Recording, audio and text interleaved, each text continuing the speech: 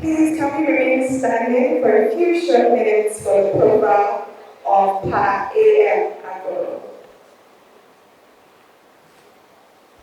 Mr. Abudu Mukandasi Agoro was born on the 24th of March 1892 in Lagos, Nigeria, to the illustrious family of Pa Abudu Rahman and Mrs. Ajaratu Agoro. He was the last child of his mother and had 25 siblings from his father. A.M. Agoro showed a keen intellect from an early age and is who was described as a child prodigy in modern times. He excelled in his education and later ventured into the world of commerce, where he achieved notable successes supporting his very large family. He was an astute businessman and a very hard-working building contractor, where he managed his company, A.M. Agoro and Brothers, executing numerous contracts and owning properties in Ibadan and Lagos. This, of course, earned him the nickname Baba Contractor.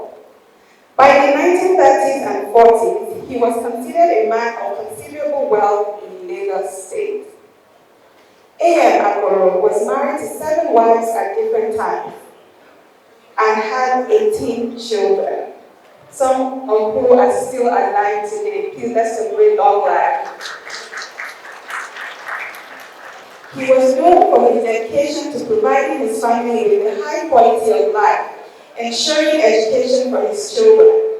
His commitment to education was so strong that he sent some of his children to the UK for further studies. A.M. Agoro was a devout Muslim and a member of the Jamaatul Islamiyah of Nigeria.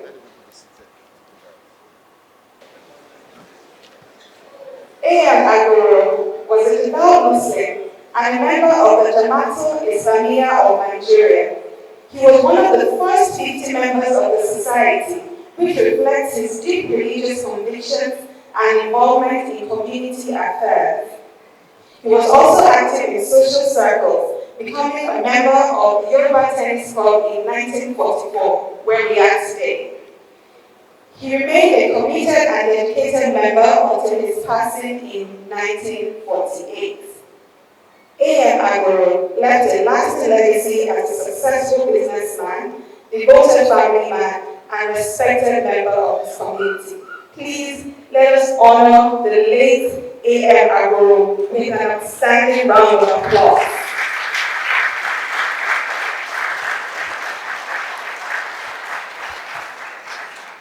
Thank you. Ladies and gentlemen, we have a number of distinguished guests in our presence today, and I'd like to start by acknowledging the family of A.M. Agoro. His children, grandchildren are here with us. Please let us give them a warm round of applause.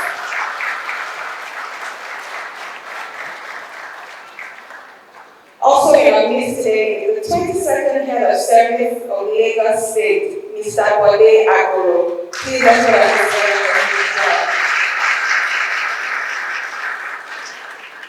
Also here with us is the Commissioner for Economic Planning and Budget, Mr. Opek George. Please let's recognize him as well.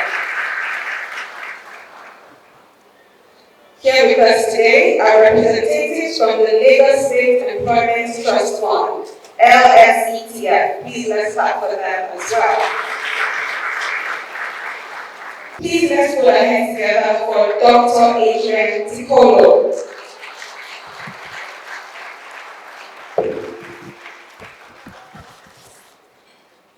The chairman of this event, Alhaji Muslim Smith, CFR, FWC, IGP retired. The special guest, Mr. Colin Additional, MFR, FNSC. The keynote speaker, Mrs. Urala Adikuri. Distinguished speakers, beloved members of the A.M. Agoro family, ladies and gentlemen. I am Dr. Adrian Tikolo, and it is with great pleasure and enthusiasm that I extend a warm welcome to each and every one of you to the 6th A.M. Agoro Entrepreneurship Lecture. This event marks a significant milestone in our ongoing commitment to fostering entrepreneurship and innovation in our community. AMELS, now in its sixth edition, stands as a beacon of inspiration and empowerment for aspiring entrepreneurs and business leaders alike. Since its inception, this series has served as a platform for thought-provoking discussions, insightful reflections, and invaluable networking opportunities. Today, as we gather under the theme, Scaling Your Small Business in Challenging Economic Times, we are reminded of the resilience and ingenuity that define the entrepreneurial spirit. In the face of unprecedented challenges, it is events like this that provide us with the tools, knowledge, and inspiration to overcome obstacles and thrive in an ever-changing landscape. Let me extend a special welcome to our distinguished chairman of the event, Agoro Smith. Your presence here today is a testament to your unwavering support for entrepreneurship and economic growth, and we're truly honored to have you here with us. A heartfelt welcome is also extended to our esteemed special guest, Mr. Kola Additional, the board chairman of the Ikeja Electric Distribution Company. Your wealth of experience and insights in the business world are invaluable, and we eagerly anticipate the wisdom you will impart upon us today. I also extend a warm welcome to Mrs. Wuraola Dikunbi, our esteemed keynote speaker. Your passion for and dedication to empowering others are truly commendable, and we are honored to have you grace our event. To our esteemed panelists and moderator, your dedication to the advancement of entrepreneurship is truly inspiring. Your expertise and insights will undoubtedly enrich our discussions and inspire all of us. And I will not forget the incredible efforts of the members of the Agoro family who have worked tirelessly behind the scenes. Your dedication and commitment have not gone unnoticed, and we are all eternally grateful for your efforts. As we embark on this enlightening journey together, let us take a moment to pay tribute to the reason for our gathering, the late Agoro, my grandfather. His legacy of entrepreneurship, resilience, and community spirit continues to inspire us all, and it is in his honor that we gather here today. May today's discussion be enlightening, the connections forged be lasting, and the spirit of entrepreneurship that fills this room continue to burn bright. Thank you all for joining us today, and may today's event be nothing short of extraordinary. Have a wonderful day, everyone, and good morning again. At this time, we'll also be acknowledging more dignitaries who are seated here with us, and I'd like to take a moment to apologize for the oversight earlier. First of all, I'd like to give a warm special acknowledgement, and I'd like us to give a round of applause to the chairman of this occasion, Alhaji Musiliu Smith, CFR IGP retired. Please let's give him a warm, loud round of applause. You're very welcome, sir, and thank you for being here with us today. Furthermore, we'd like to acknowledge the special guest of honor, Mr. Kola Additional. Please let's give him a round of applause.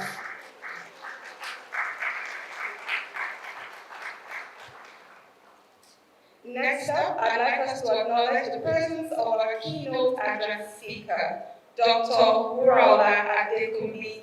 Please let's give her a round of applause. Also, we have the Permanent Secretary of the Lands Bureau in Lagos State, Mr. Kamal Olowoshako. Please let's Olowoshako, I'm sorry about that. Please let's give him a round of applause, please. He's right here in front. Apologies, sir. We also have the Permanent Secretary, the Office of the Local Government Establishment and Training, Mrs. Bibi Lomo Olushekun. Please let's give her a round of applause. We are expecting quite a number of important guests who will still be joining us as the program goes on, so we'll acknowledge them as they arrive. Thank you. Please let's give a standing ovation to the chairman of this occasion, Chief Musilius Smith. Please let's give him a standing ovation as he comes forward to give his opening remarks. A round of applause, please.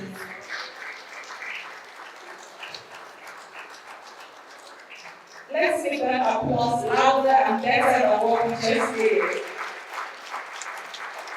Good morning. I'm sorry, we're expecting more grey hair and probably someone more seasoned. I guess I'm here to represent my father and the family business. And thank you all for joining us. So he asked that I actually read out his speech, sharing his thoughts. So good day to our distinguished guests and entrepreneurs in attendance. I thank you for joining us for this occasion, and to the organizing committee, let me convey my heartfelt appreciation to you for not only convening this, but also for the great honor of giving me the responsibility to give the opening remarks during such a memorable occasion. I do apologize as due to a conflict, I'm not able to be here in person, yet I felt it was important to still share my thoughts. It is important to put your hat in the ring where you can add value. Your little effort might just be what tips the scales, as well as what inspires the person beside you to also push to succeed. On to the topic at hand. I would like to approach this by highlighting the importance of small and medium enterprises and the challenges they face, as well as highlight results of key research on the characteristics of high-growth firms within the space. I'll also share parts of my own entrepreneurial experience to help create a link to bring it back home. We all have an idea of the importance of SMEs and businesses and how they play a major role in most economies. They represent, by and large, about 90% of businesses and more than 50% of employment worldwide, right, based on World Bank research, as well as other institutions. Formal SMEs contribute up to 40% of national income in emerging economies. And if you think about it, these numbers are significantly higher when informal SMEs are included. So think about emerging markets, you have about seven out of every 10 jobs created from this space. Yet, the ability to grow a business in a sustainable manner is one of the biggest challenges for any SME, with the primary challenges related to capital in its various forms. So, for instance, intellectual capital, what business are we going to do and how am I going to do it? Human capital, what skills do I need, who do I need? As well as financial capital, how do I fund my business? The issues are further compounded during challenging economic times as access to financial capital begins to dry up. And when available, it's typically at unfavorable terms for everybody. Oftentimes, it's also during the period of high inflation, and technically, government policies can either help to mitigate or exacerbate the challenges there, right? And if you think about it, for a lot of businesses, there's only access to a local market, and they don't necessarily have access to certain technology. Yet, it is important to note that in taking the appropriate steps to increase the resilience of your business, you are better able to manage the aforementioned challenges, and in so doing, grow your business sustainably. So what are some of the steps that every business can take? Well, if you look at some of the characteristics of the high-growth firms, they're usually centered around three areas. The first, they understand and optimize their businesses. Two, they focus on innovation. as the previous speaker had also mentioned.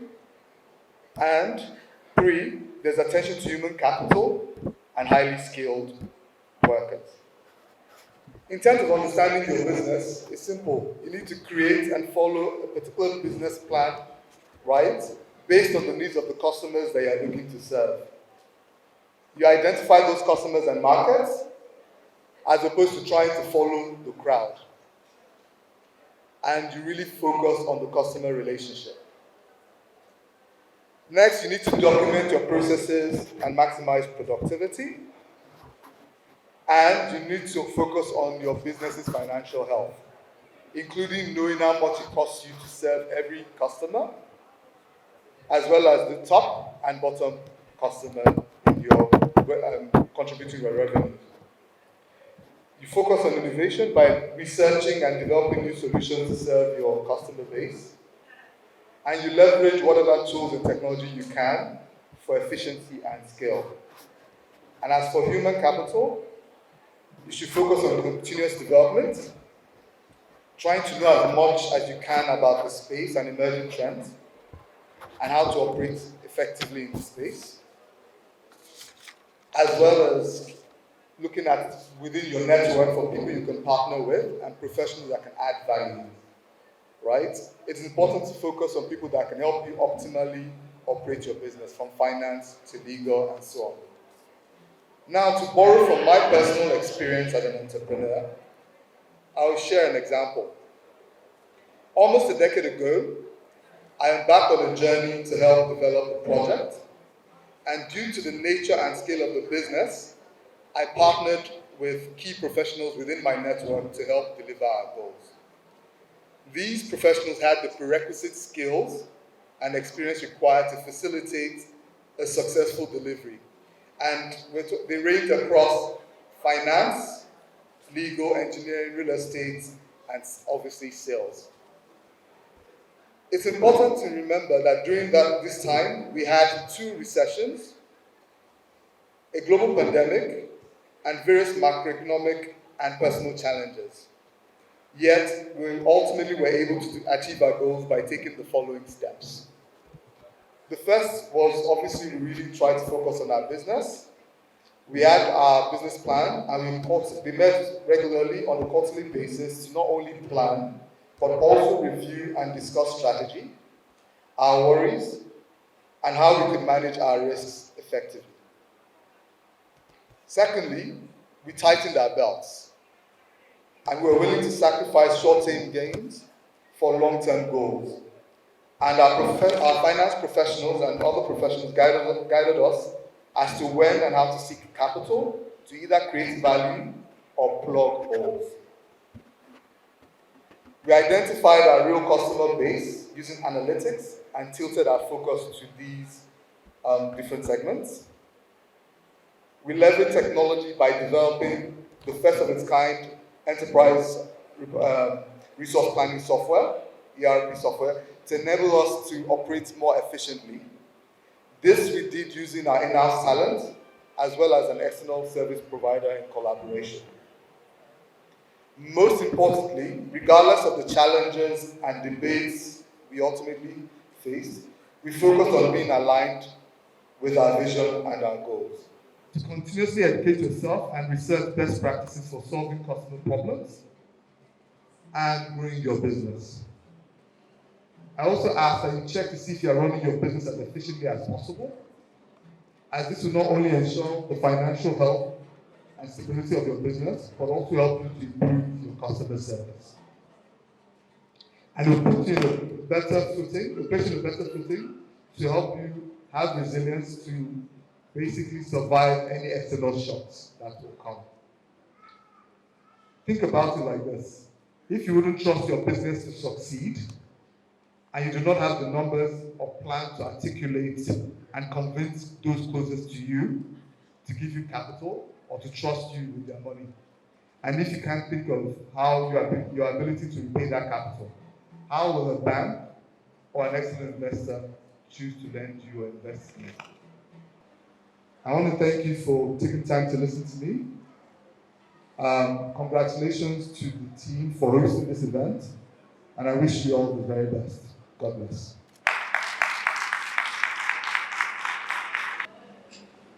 On behalf of the AM Agoro Entrepreneurship Lecture Series, you are about to be presented with an award of appreciation. So at this point, please could you rise and just step towards the children of AM Agoro as we have Alhaji L.O. Agoro present the award on behalf of the family.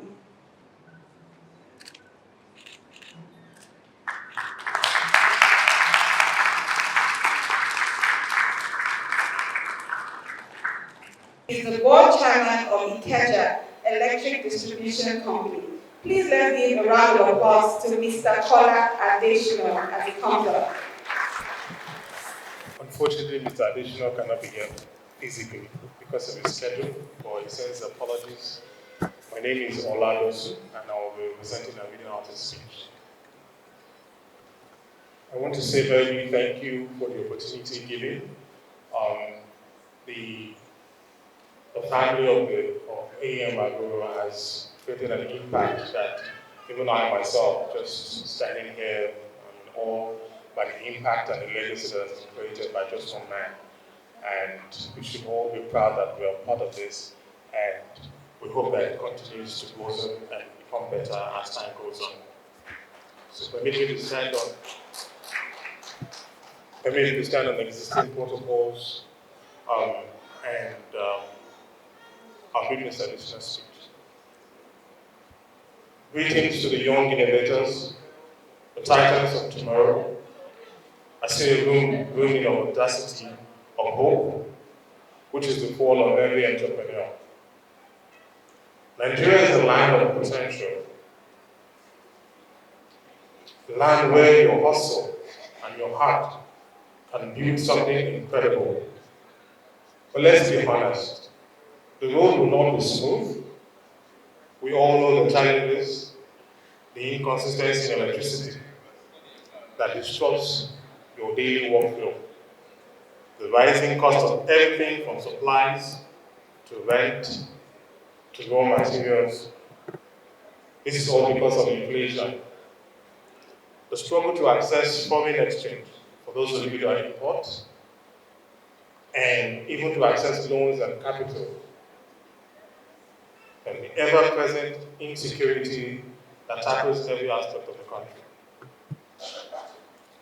These are real hurdles, but hear me, they are not roadblocks.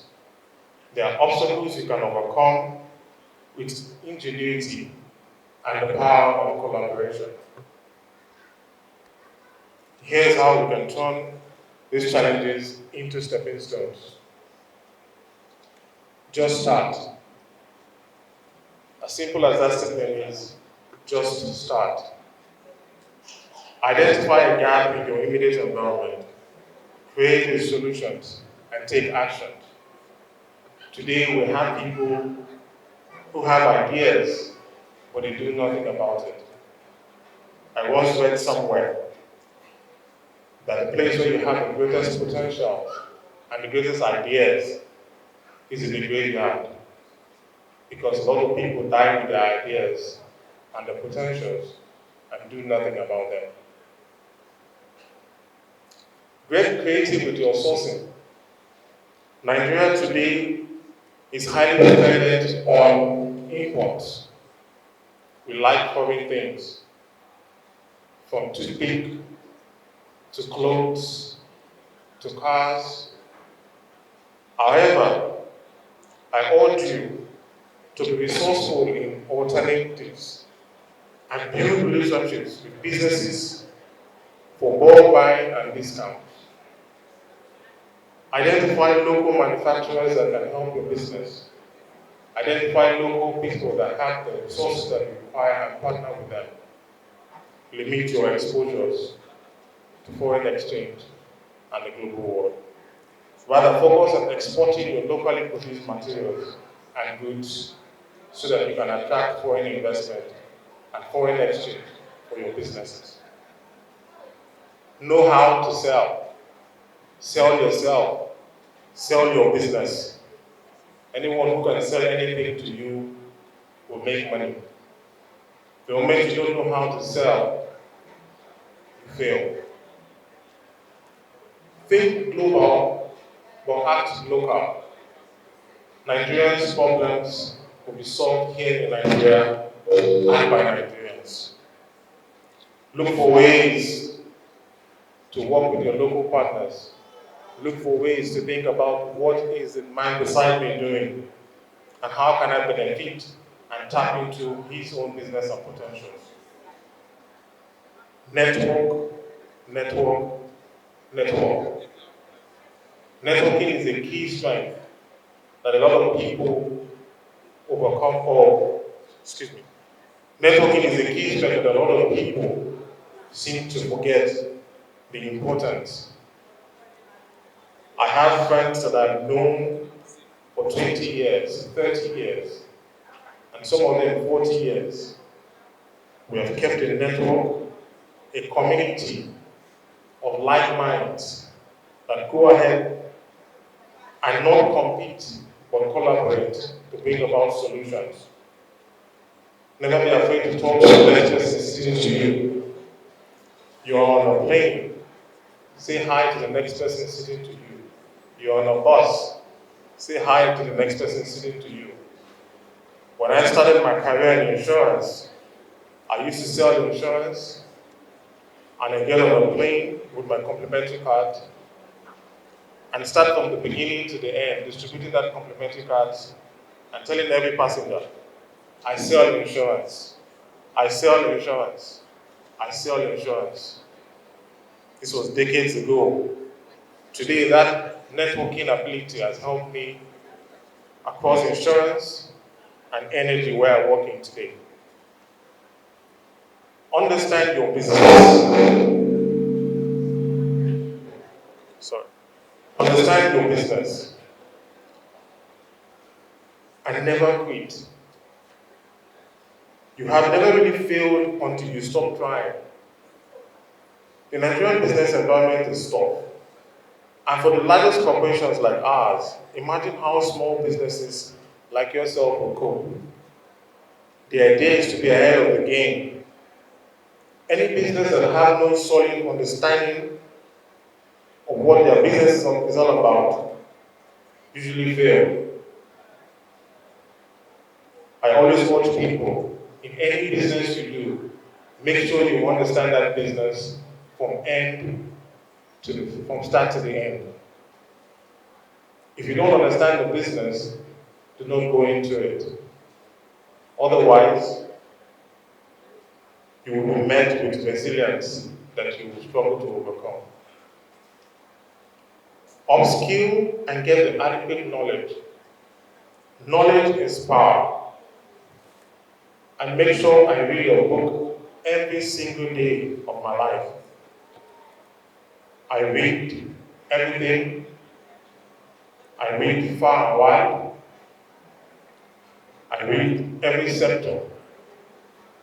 I learn every day, not just from books, from colleagues, from staff members, from the young people. I interact with them because everybody has something that you do not know. At Sahara Group, where Eket Electric is part of, we have a slogan. It's called MAD. We like to call ourselves the Mad Ones. But MAD means making a difference. And for us, we try to make a difference responsibly in every sector that we play in, from the oil and gas, to power, to real estate, and infrastructure. We are out of the box thinkers. We never quit until the job is done. At Eket Electric, where I'm the chairman today, we have introduced technology into our business. We came up with the e-billing system, the first in Nigeria. We came up with a model where we tested the fact that Nigerians can afford electricity. Today, that model is being used nationwide by the Nigerian electricity sector. we came up with what we call the CRM.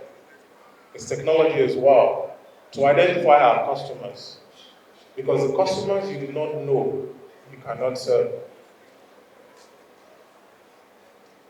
Do not be discouraged by the difficulties. Remember, these challenges are not unique to you.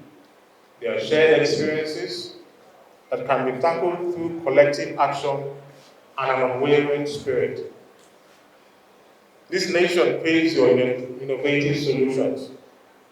Embrace the can-do spirit, the attitude that defines Nigerians. Let the challenges spark your creativity. Remember, the greatest innovations often come from the need to overcome limitations. What are your limitations today? Identify those limitations and let the need to overcome those limitations drive you to be innovative. In my journey to where I am today, as an executive in the energy sector, I was a bus conductor, I was a newspaper vendor, I was a fuel attendant. But I had one thing going for me. I never quit. I always look for solutions where problems are. So I urge you today, spread your wings and take flight. Let your resilience be your superpower, your resourcefulness, your weapon, and your unwavering optimism, your guiding light. The future of Nigeria's economy is in your hands. Go out there and build something extraordinary.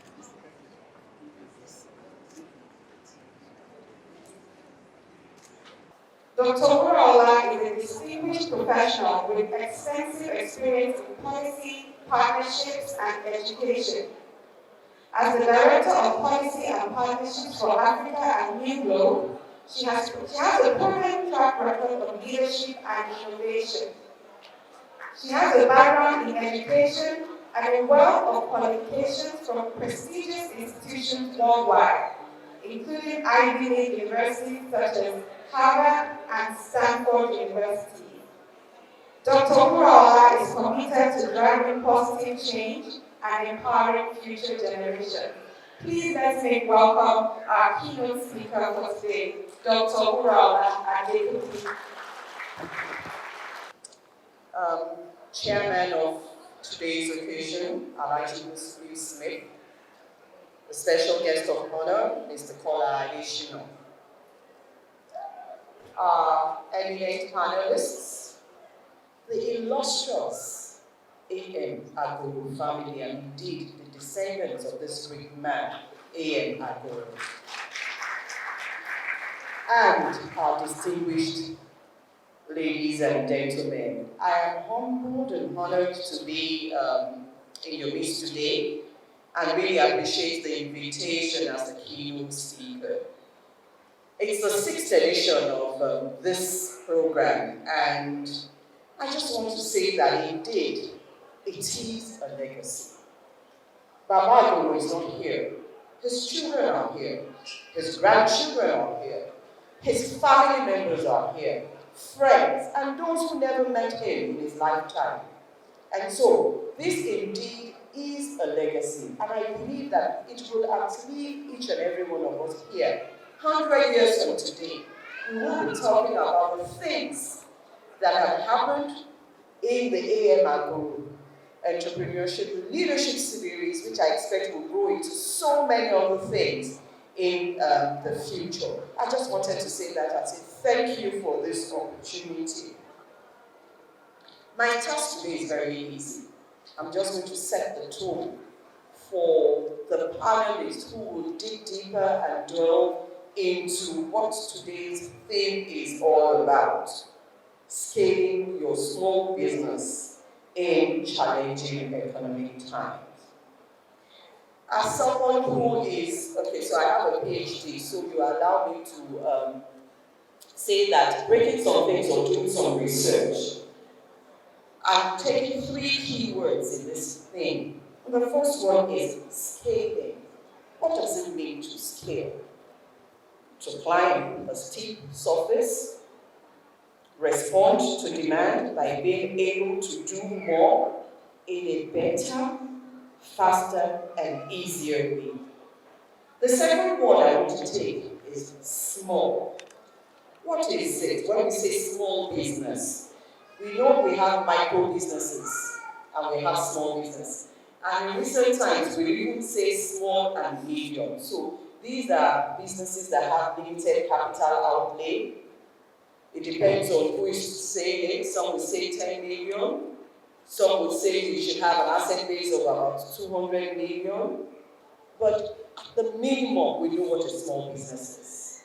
Probably would employ nothing less than 10 employees, but can grow up to employing as many, maybe 200, 300, 500. So we understand what it is to be a small business. Usually, small businesses are owned by one person or a few people, or you also find out that the funding for the business is usually from family and friends, personal interest, except when you start growing and then you're looking for funding from the financial institution. And the third word I'd like to talk about is challenge. Challenging means testing one's ability. When it is difficult, it requires lots of great efforts and determination to be able to overcome challenges. And so, as one in my short lifetime, who has run several businesses, and I smile here because one of the guests here, Mr. Kimbajabianga, was one of the people who believed in me in one of those days. Project Scope. It was one of the businesses that I ran, supplying sharp sand, cement, gravels to the site. So when I say that I have done quite a number of businesses, you can imagine from retail, fashion, to publishing, to broadcasting, and in recent times, to baking, confectionaries, and education. Have these businesses failed? Yes. Have some of them evolved? Yes. And that's the story of entrepreneurs. You lose some, you learn, and you move on to the next one. So, safely say, I can call myself a serial entrepreneur. Starting off from my years in the university, or even just before then, I remember after my school cert, I had the opportunity of finding out, so that's what we call trading. And we might need to also distinguish, is trading entrepreneurship, or do you have to manufacture to be called an entrepreneur? So these are some of the things that as someone getting into that business space you need to think about. So I was talking about myself. Just finished school cert, I had the opportunity, I met someone who was making parts, and I had a big, good more planning basis sophisticated. Then he had a London office. And what did I do? I was supplying parts made in Nigeria, took him into his London shop.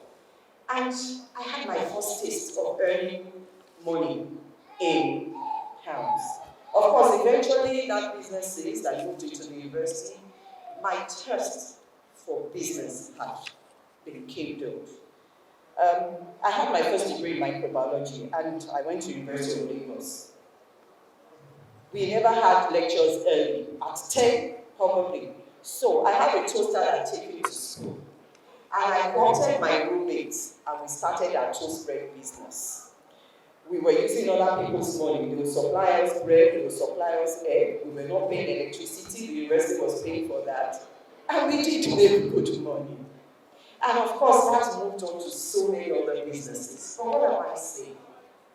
Despite all the days of humble beginnings, I see young people there, and I say to you that you can have business ideas, and you can start young and grow your businesses, and it can become businesses that will grow into something even beyond what you can think about. So please don't say I'm too young to start. Think about my story and know that you can do it, especially because the environment we live in now is so enabling. You have the social media, you have uncles, you have different people who can support you to grow your business.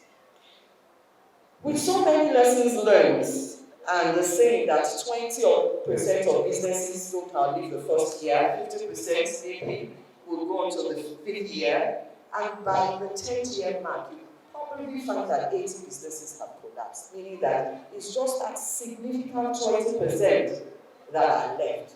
Think back. Some businesses that started 10 years ago, where are they now? You probably cannot remember. Growing up in Lagos, I remember de facto bread in Lagos. What happened to it? And so, I'm going to ask these questions. What type of business are you running?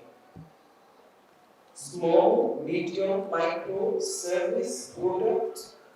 Second question, how has it evolved since 2020 post-COVID? Third question, what are the effects of the Japa syndrome on your business? And last but not the least is your business dependent on foreign exchange, or is it affected by global economies? Because these are all the things that will form the basis of what we say, that how can we scale the small businesses in this challenging time? And so, as we look at these challenges, internal or external as they may be, from funding, finance, skills, and I have made up my mind that I will not repeat any of the things that previous speakers have said. Poor infrastructure, policies, regulation, the inappropriateness of it, competition, inflation, and we can say the list going on and on and on. So back to those my questions. Are you in a product or a service-based business? Do you manufacture? Are you a retailer, a wholesaler? What are the issues that you're facing in the supply chain? Because now you need to drill down. Did your business evolve after COVID? Some people got into making disinfectant, hand sanitizers, PPE. But now, there's nobody wearing face masks here. So what has happened to those businesses? How have you evolved to the next level? Have you used technology to leverage your business? Social media? Right now, we find that you don't have to physically own a shop. If you're in manufacturing, you can have your factory, and you can just be on Instagram and Facebook, and we know all the marketing tools. Even my 82-year-old mother is on Instagram, and she will tell me she ordered something. That is how simple life is starting to become for us. And so they will get it delivered to you.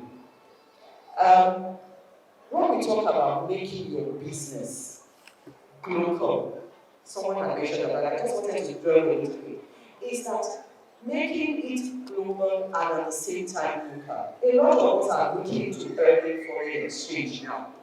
Because you can imagine if you were selling at the time dollar went as high as 1,008, what you're recouping. But what's the other side of it? Who are your competitors? The art of finding a common point of cooperation with them will bring what is known as competition, where you are cooperating with your competitor. You might say it's tough, but businesses are starting to do that because in this challenging time, you want to survive. And so, if it means that you and your so-called competitor can come together and align on things like pricing, on distribution, on supply chain, and so many other things, then you have scaled the hurdle of that immediate challenge. How has the Japa syndrome affected your business? A lot of private school operators are complaining. COVID was fostered where online school started, and we realized that at times you don't have to be physically in school to learn. And then you find that a lot of these private schools have those who have Japa taking their children. And so you have fewer people in school who have the purchasing power to be able to pay for school fees. My prayer is that those who have japa will japa very soon, but only that can happen if we have the enabling environment. And the business, the government needs to ensure that the policies are right to have thriving businesses survive. And so the main issue of the moment is FX. How has the exchange rate affected your business? I like to state that a strong currency does not necessarily mean a strong economy. There are several factors for the inflation that we have seen in Nigeria in recent times. Some say that it's as a result of the activities of the previous regulatory body, CBN. Some say it's finance, some say it's crypto, whatever it is. Inflation in March was about 30%. Right now, in April, it's gone to 32.4%. And is it going to, well, the projections that it will still go up before it comes down. And let me just talk a little bit about this. In 2023 January, we were buying bread for how much? About 750. Right now, a 900 gram of regular bread is going for between 1.3 and 1.5. And so those who bought wheat or well, became flour, at the rate the body can produce. And so, yes, dollar is coming down, but the effects will take a while before it normalizes. So we are still in for some long haul before we can say we're there. There's decrease in purchasing power, we all know that. So as you're running your businesses, there's a need for you to understand that those who will buy your product will have to think through or your service before the buys. Role of core infrastructure, electricity. And I smiled when Mr. Konika mentioned about this because it is business. But do we know that in 2022, the national grid collapsed 7 times? 2023, it collapsed 3 times. But in 2024, we're just in April, and it has already collapsed 4 times. 1% increase in power outage in terms of hours leads to about 2.8% decrease in GDP. And that is about $28 billion loss in revenue. And who are the ones that will feel this the most? You are now, the entrepreneurs. 40% of electricity consumption is taken care by generators or alternate sources of power. Solar, inverter. Are you in that business? Are you thinking of biogas? We need to start getting very creative and innovative as entrepreneurs because what you can do to succeed is what will meet a need, a gap in the society. And you might not even need to market so much because the demand will be there. And once there's a demand, you can even dictate what price you want to. As I begin to conclude, I'd like to share a few case studies. Guinness has done a brand rationalization because it took an FX hit of almost $23 billion. And what happened? It has stopped the importation of its premium spirits. No more babies, no more Johnny Walker. What is Guinness doing now? Concentrating on the Nigeria affordable one. The origin, the snap. I hear origin is for women and origin is for the men and snap is for women. The next company is Nestle. Nestle had a $50 billion hit. And what has happened? It has gone down to develop high quality flour to replace the imported cornstarch for making Maggi cubes. Have we noticed a change in our Maggi cubes? No. Meaning that we can think local and start doing things that will reduce the pressure or the demand for dollars. GSK, a third company, has outsourced its local business. In fact, it has discontinued business in Nigeria. And this is a company that started business in Nigeria July 1st, 1972. Last but not the least of the companies that I mentioned, is Unilever. We almost started as Lever Brothers. There was a time growing up, detergent for me was Omo. It had no other name. I don't know anything that is detergent is called Omo. But do you know that Unilever has stopped producing Omo, Sunlight, Lux, and it's just focusing now on no Vaseline, Pepsodent. In fact, right now, from cassava is getting softer to make Pepsodent. As our Pepsodent taste changed when we use it to brush? No. What does this mean for Nigeria? For you, the businessman and the woman? If big businesses, if industries are leaving due to challenges, then it means that opportunities have been created. Are you shining your eyes? Are you in agriculture? I mentioned cassava twice. What are we doing? If you're not in agriculture, what are the other things that you can do? We have homegrown businesses that are doing very well. One of the things as an entrepreneur that I often say is beyond your certificates, waiting be your certificates. Who you sabi, waiting you sabi. Because that will take you to the next level. You will know somebody that knows somebody that knows somebody that will open that door for you. That is how it works in business. That is how it is in real life.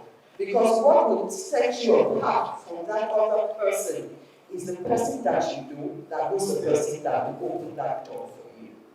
So let's grow our certificates beyond our certificates.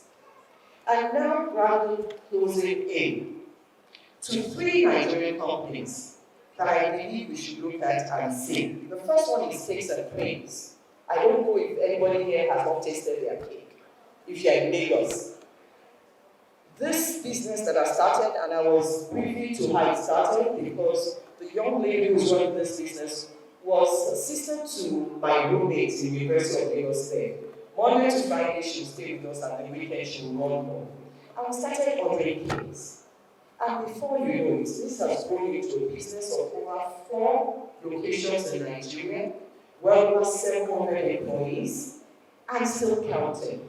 Her business is such that the Lagos Business School has put it into one of its case studies. And here I now learned that the Harvard Business School is starting to look at this business as a case study material. And so when the big business schools are looking at what you're doing, then there's something that you're doing wrong, even in these challenging times. And that's what I want us to look at. The second company is Teleculture, Olani Austin Peters. We know what she has done with that. She used to work with the United, one of the UN agencies. Her children could not speak Yoruba very well. And by the time they brought her back to Nigeria, she started this language school, which moved on to the gallery, the museum, the theater, the academy. And we know what, out of 2 arts auction houses in Nigeria, it's one. You go into that place for cuisine to eat, the menu is in braille. The trees that were felled from that location is what she used to make the chairs. What am I saying? She tried to make her business very inclusive. If you are in business, your business must be inclusive. What she did not even ask for came looking for her. That, oh, you are very eco-friendly. And then some grants came her way. When you are running your business. She didn't get there, she started 2003, so it's over 21 years. But I'm saying this so that we know that these are some of the things that challenges definitely will be there, but you can overcome. The last one I will talk about is airpace. We know the story of airpace in the last few weeks. They entered and they crashed the price. People said, well, I'm reading it in the news that it is not airpace that has crashed the Lagos London price. But why is it that it is when they enter the market that the price crashed? They have given reasons from, oh, the dollar has come down and stabilized, or because they have paid out to the money they are owing the airlines. My brother and sister, the truth be told, that price crash we did was a significant contributory factor to what has happened. So, my dear small, medium, micro, intending, existing entrepreneurs, for you to be able to scale up your small business or whatever business you have in these challenging times. You must understand economic shifts. You must identify evolving customer needs in these challenging times because customer priorities will shift as disposable income shrinks. Innovate, innovate, innovate. I've talked about competition, and if you are the founder of your business, if you are burned out, please be true to yourself. Gen Z, Alpha, what have you, call them in, let them infuse some life into that business so that you can have another level in your business. I end with a story. There was a farmer who had a barn, and in that barn he had a rat that was eating his grains. So he got upset and put a trap in that barn. And the rats saw it and quickly ran to the chicken and said, "Why I don't come home? There's a trap in this barn." And the chicken was so annoyed and said, "How can you be telling me about a trap? The trap is for you, obviously." The rat ran to meet the goats and said, "I don't know, I just saw the chicken, but I have a problem. There's a trap in the barn." And the goats, of course, ignored him and said, "You go and solve your problem." Finally, the rat goes to meet the cow and says the same thing. And the cow swishing the tail back and forth and saying, "As big as I am, I can just kick the cow. I mean, it's not my business. You sort it out." That night, the rat went to a corner so that he would not be caught, and the snake came into the barn. While moving around, the snake got caught in the trap, and it was trying to free itself. The farmer heard the noise and was happy that, thinking he had caught the trap, the rat. As it came into the barn, it was dark. The snake was just freeing itself and bit the farmer.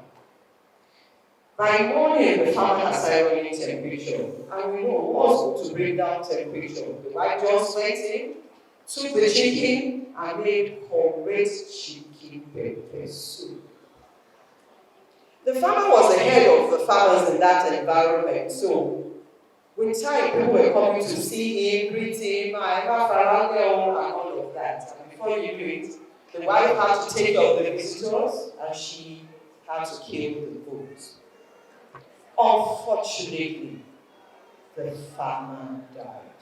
And we know what's the hallmark of burials? The cow went. That rat is still in that man today. What am I saying? What concerns one concerns all. The business of survival of businesses, entrepreneurs in Nigeria concerns each and every one of us. I wear, this is made by Nigeria, the bag I carry is made by Nigeria. There are people who are making good quality products and offer good services in Nigeria. Let's start patronizing them so that the demand for foreign exchange will reduce. And in the sometime of tomorrow, in the very, very near future, we can have a thriving economy where Nigeria is no longer called developing, but it is called developed. And on that note, I'd like to thank you for this opportunity to present as a keynote speaker. Once again, good afternoon. Thank you very much.